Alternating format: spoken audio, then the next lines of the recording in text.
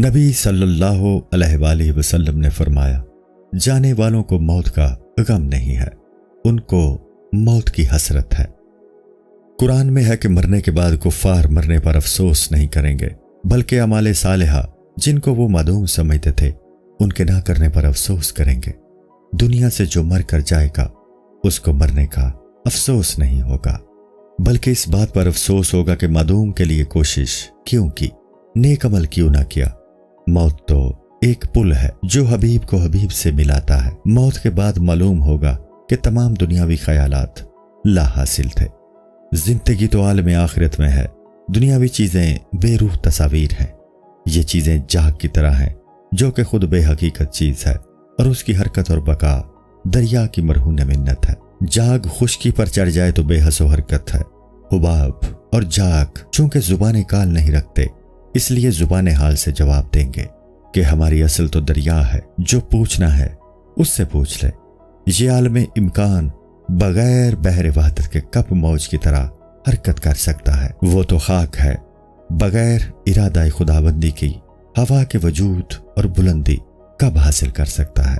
عالم امکان کو دیکھ، نظر توحیدی پیدا کر۔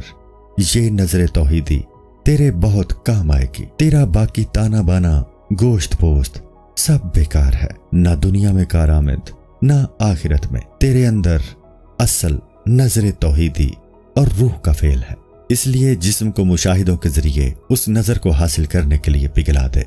ایک نظر 2 گز راستہ دیکھتی ہے، اور ایک وہ ہے جس نے 2 جہان اور شاہ کا چہرہ دیکھا۔ نظر بڑھانے کا سرما تلاش کر، اللہ غیب کا بندوبست کرنے والا ہے۔ تاثر سے مؤثر کی طرف نظر کرنے کے 2 درجے ہیں، ایک بدن سے روح پر نظر کرنا، دوسرا روح سے مؤثر حقیقی کی طرف نظر رکھنا۔ ہمارا مقصود دوسرا درجہ ہے، پہلا نہیں۔ ان دونوں نظروں میں بہت فرق ہے۔ ہر کاریگر معدوم کو اپنی کاریگری سے وجود میں لاتا ہے۔ قدرت کی کاریگری بھی معدوم کو موجود کرتی ہے جو بالکل بے نشان اور خالی ہے۔ اللہ الصمد وہ بے نیاز ہے جو چاہے کرے۔ جہاں نیست زیادہ ہوتی ہے وہاں وہ اپنی کاریگری کا زیادہ ظہور کرتا ہے۔ نیستی اس عالم کا اعلیٰ مقام ہے، اور چونکہ صرف درویشوں کو حاصل ہے لہٰذا وہ سب لے گئے، خصوصاً وہ جنہوں نے جسم کو لٹا دیا اور ساتھ ہی مال کو بھی۔ جسم کو گلانے والا ہمیشہ کانے اور صابر ہوتا ہے، کبھی سائل نہیں بنتا۔ مال کا درد ہو یا جان کا، اس کا شکوہ نہ کر، کیونکہ وہ تجھے نیستی کے اعلیٰ مقام تک پہنچانا چاہتا ہے۔ اس راہ میں غور و فکر کو بیدار کرنے کا طریقہ ذکر اللہ ہے۔